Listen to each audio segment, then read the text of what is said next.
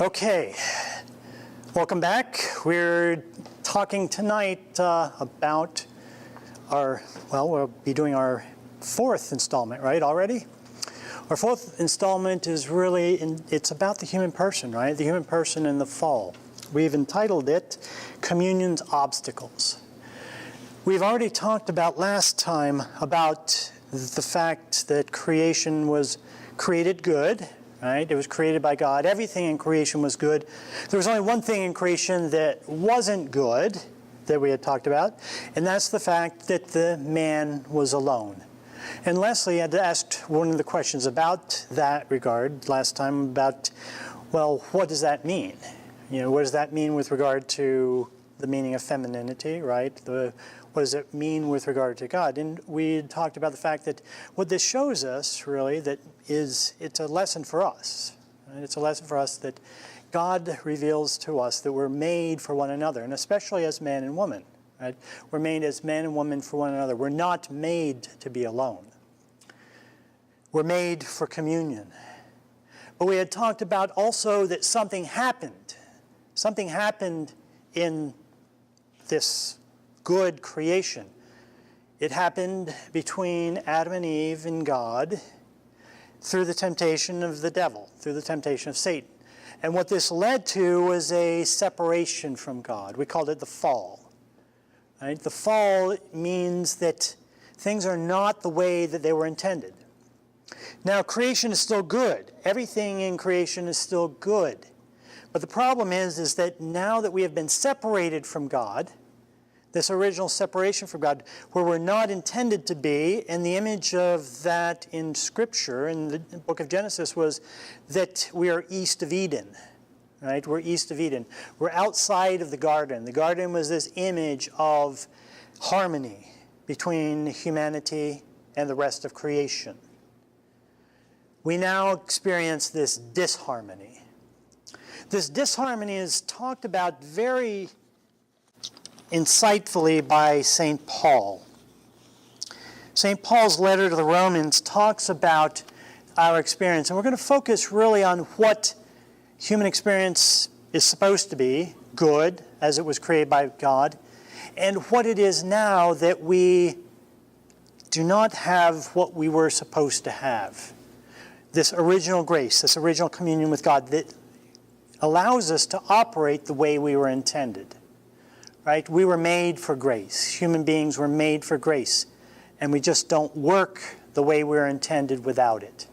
And this is what St. Paul's experience of it is. St. Paul says, I do not understand my own actions, for I do not do what I want, but I do the very thing I hate.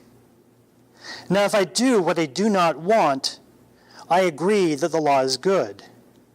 So then it is no longer I that do it, but sin which dwells within me. For I know that nothing good dwells within me, that is, in my flesh. I can will what is right, but I cannot do it.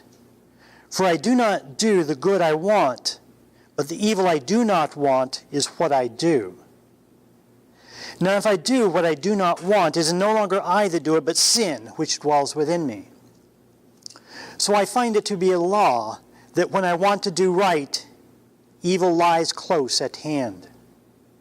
For I delight in the law of God in my inmost self, but I see in my members another law at war with the law of my mind, and making me captive to the law of sin which dwells within my members. Wretched man that I am, who will deliver me from this body of death? And of course, we know the answer to that. We'll be talking about that next time. But St. Paul is talking here about what the tradition calls concupiscence. Concupiscence.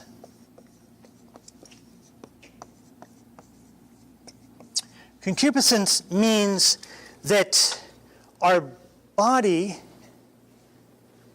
the things associated primarily with our body, our appetites and our emotions, are still working in one way, the way that they were intended, right? Generally, we are not attracted to the trash can. right? We're attracted to good things. And this is very important to recognize. We are always attracted to good things. But we know that the good things that we are attracted to are not always good for us. They're not always good, the greater good. And this is wherein lies the problem. Right? We can always rationalize why we will accept, right, our attractions to some good thing. We are very tempted to rationalize why.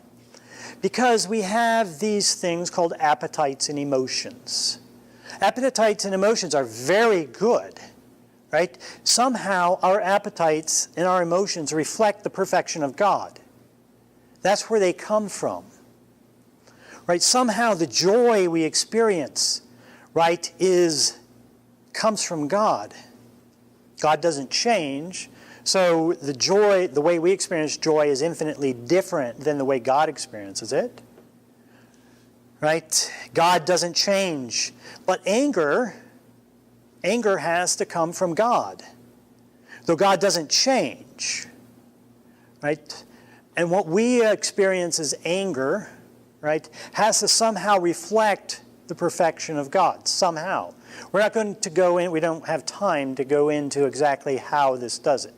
One thing I do want to say, though, in the passage that I read, we have to understand what it is that St. Paul is, the metaphors that St. Paul is using with regard to the flesh, right? He talks about the flesh in a way that is very traditional. That doesn't mean that the body, the created body, is good. What he's talking about is the fall, right? He's talking about the fact that after the fall, flesh has been separated from its author, from God. And we know who the ruler of this fallen world is, right? The ruler of this fallen world is Satan. So in this sense, there is this law. The law that he's talking about is this law of temptation, which Satan participates in, right? But it is this inclination toward things that are good, but not good for us. Now, let's talk a little bit about emotions and appetites, because we have many traditions going all the way back, really is, in our written history. We can go back to the Greeks and the Stoics, who first believed that emotions, right, were suspect. We see this idea of Stoicism very much in the Nordic and the cultures of, the British cultures, where suppression of emotions, right, because emotions are not trustworthy, are the cultural norm. Right? We also see in the media, right? This might be a little bit old, but actually I guess it's been living on, but in Star Trek and the ideal of Vulcans, right? Where they have progressed to the point that they've completely done away with emotions, except for once every 7 years or so. In any case, the point is that we have to avoid making the mistake that emotions or appetites are bad. They're good, and they always operate rightly in the one sense, in moving us towards what we can call apparent goods. We just have a task now for figuring out whether apparent goods are authentically good. Let me hold off going down that or finishing that thought for a second, because I want to re-evaluate, if you will, these ideas of emotions. Emotions or appetites are things that we need, right? They're things that we need. One example that I always like to use is the nutritional appetite for food, right? Most of us have experienced illness to the point that we have no appetite.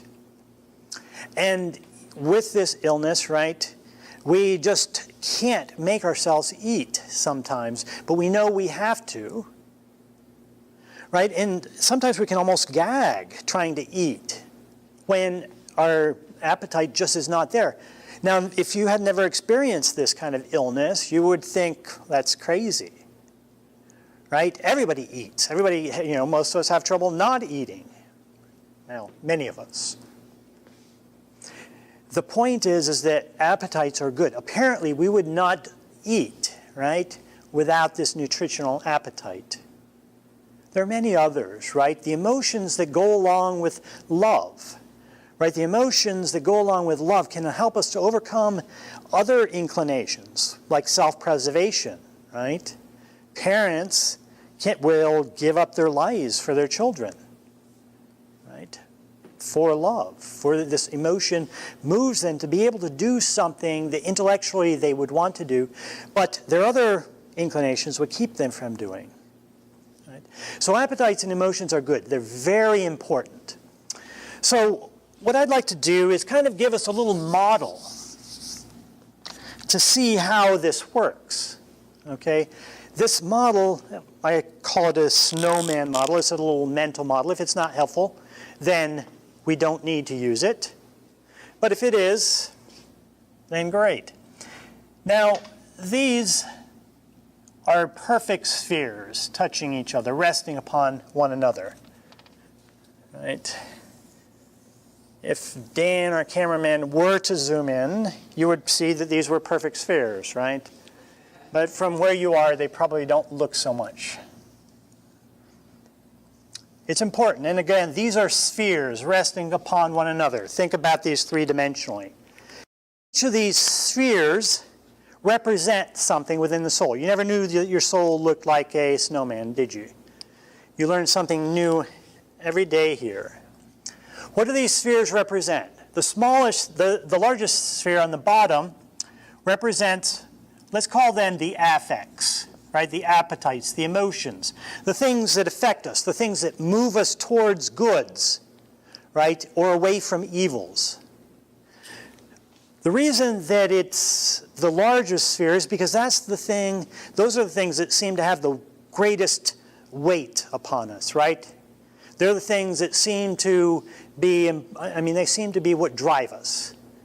We oftentimes can't say no to them. We'll talk about why that is. So these seems to affect us the most. The next sphere is the intellect, right? How we come to know, how we come to reason. And then the smallest sphere at the top is the will. And there's this shaft running through them. Right? There's a shaft running through them. And what does this shaft represent? Well, the fact is that these perfect spheres are integrated. In this situation, right, the affects are subordinated to the intellect and the will. Right? So the affects do what it is that the intellect and the will tell it to do. Right? For example, there would be a piece of chocolate cake here on this desk.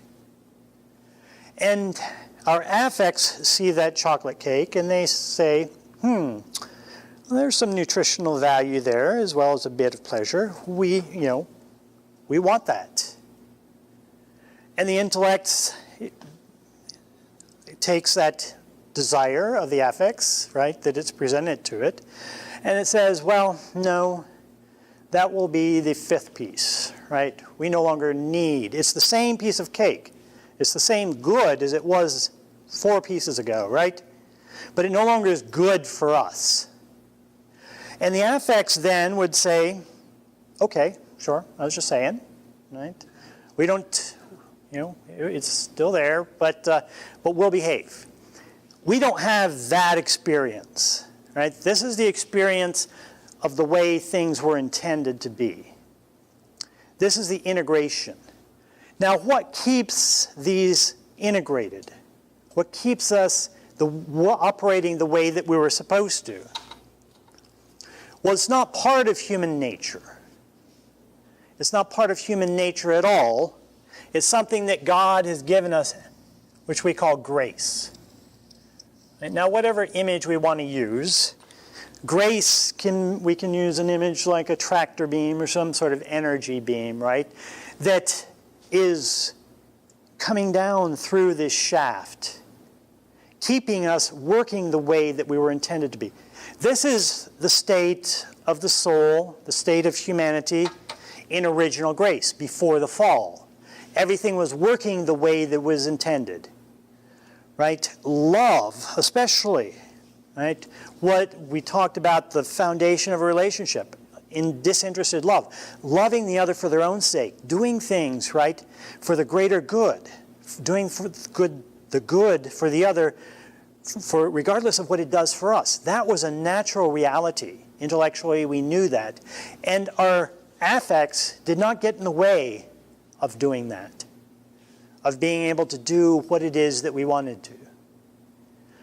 Right? Before the fall, this idea that St. Paul talks about, right, of concupiscence, of this feeling of wretchedness, because we can't not do what we otherwise want to do, right? This didn't exist. Right? When we lost this harmony with God, and remember last time we talked about the 4 harmonies, we lose this access to God's very life. We lose this access to grace. And what happens? We become disintegrated. Right? No longer does the intellect, do the affects easily respond to the intellect?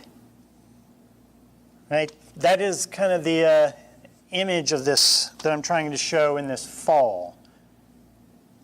The affects now, the appetites, the emotions, they're on the same level as the intellect. And they say, no, we want that cake. We don't care what you say. You figure out a way to justify it. But we want that cake, and we're not going to stop yelling, right? We're not going to stop pushing you until you give in. And what's the easiest thing to do? There are 2 possibilities. One is to take that energy that the appetite is moving us towards, right, and using that energy for something that's authentically good. And saying, yes, I agree with you, that cake is good, but it's not good for me now. And so I will go take a walk, right? Or I will go pray for somebody while I'm walking. And when we do that, the appetites go, oh boy, I guess he means business, right? So the next time it comes about, the appetite figures, well, let's try it one more time. And if he says no again, the next time it comes about, the appetites and the emotions are going to start to say, well, I think we want it, right? They're going to be much less assertive. Eventually, we will reintegrate. We can reintegrate to a particular natural level where we can say no to ourselves, where we can say no to our appetites. But this is not going to be, our capacity to do this is not going to ever reach the perfection that we need to be able to live with one another in harmony, right? The way that we need to live with one another in love.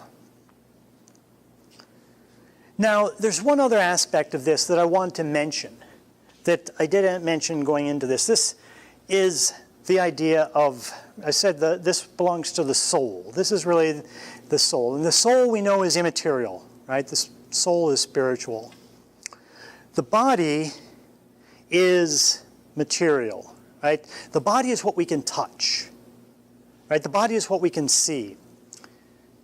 One of the things that we have to recognize, and this is another error, besides making the appetites and the emotions the fall guy for our concupiscence, right, for our fallen inclinations, sometimes in the tradition, we have it going all the way back again to before Christ, right? We call it Gnosticism. And Gnosticism continues to live with us today. What this does is it puts the evil within the body. Because the things associated with the body seem to be the things that we are so tempted with, right? The body seems to be the source of our difficulties. So much so that if we just get out of our bodies, we would be happy. Well, the point is that as human beings, we're not we're not made up of two separate things, body and soul. This is very important to realize. The body and the soul are not two separate things. We are one nature with two aspects. This means that the soul, right, is present throughout the body. The soul actually gives the body its existence and its shape and its locomotion. When we see the body, we see the soul. When we touch the body, we touch the soul. The soul helps to make the body sacred in this regard, right? The body is good. So we have to be very careful not to make this mistake that thinks about the body as bad or the body as something that's dispensable. Remember, the body and the soul were never meant to be separated. And in fact, the possibility for the soul to continue to exist without the body is a concession by God, right? Sin comes into the world in death through sin, right? Human beings were not intended to die. It is our rebellion against God that caused death to come into the world. So again, we need to be very cautious not to mistake the dignity and the importance and the significance of the body. We can't understand ourselves and we can't achieve the joy that we're called to be without integrating our body and our soul. And this is really what the task is. Okay, this is really what the task is. We're created by God. We're created good. We're created for good. With the fall, we lost what we needed to make that an easy task, a natural task. It now is it's a great effort. Right? It now takes great effort. It takes us habitually saying no to ourselves. Right? We build these habits, the habits that are called virtues. Right? Virtues, coming from the Latin virus, right? That reflect the idea of manliness, fullness of being a man, right? This is what we're called to be, right? Fully alive by fully possessing ourselves. We know very much that we do not experience happiness when we cannot say no to ourselves. Right? That's not authentic freedom. Think about it this way. And we're very susceptible to this in the United States especially, of thinking of freedom as a good in itself, right? Thinking of freedom as an end, that the good is actually just in the choosing. But think about it this way. When we choose in a way that doesn't correspond with who we are, what happens? Well, the next time, right, the appetites and emotions say, oh, I got him. I'm not going to shut up until I get my way. Right? And so the next time it's harder to say no. What we could have easily said, or much more easily said no to the first time, the next time it's much more difficult. And the next time after that, soon we have a bad habit. Could even be an addiction. Right? Is that freedom? Well, can anything called freedom be lost simply by using it? Well, no. If we use our freedom and become enslaved by it, that was not authentic freedom. We might call it something else, libertinism, right? Authentic freedom is not an end. It's a means. It's a means for choosing the good. Right? We cannot love one another if we understand love as total self-gift, right? We cannot love one another the way that we were created for the way that really makes us joyful, where we experience the happiness, right, that we were created for. We cannot experience that without full mastery of ourselves, right? Getting ourselves back. Because if we can't say no to ourselves, then we don't possess that aspect of ourselves to give back to God. Okay. So, where are we? Well, we're east of Eden, right? We have the situation in which that we no longer easily possess ourselves. It is now a task. It's a task that in our environment is very difficult because we're living in a society now that completely has mistaken the idea of freedom. Right? Unfortunately, really, of all the good things that the country we live in, the United States, has given to us, one of the bad things, one of the negative things is a misunderstanding of freedom, as though freedom should be there to be able to choose anything. And with that idea, we're very much susceptible to be leading ourselves to slavery by choosing whichever way our inclinations lead us. Our inclinations are always going to lead us to goods. They're always going to lead us to apparent goods. Only our reason can determine whether or not this apparent good is an authentic good or not. If this is not an authentic good, our reason has to carry the day and not let the will go after just an apparent good. It has to say no, and we have the freedom to do that. And if we give up that freedom to do that by misusing it, we become enslaved to our choices. When we experience that freedom, we need to protect it. We need to protect it very jealously. Because once we give it up, getting it back is very, very hard. In fact, the majority of us, I would say, never achieve that, never are able to get that freedom back.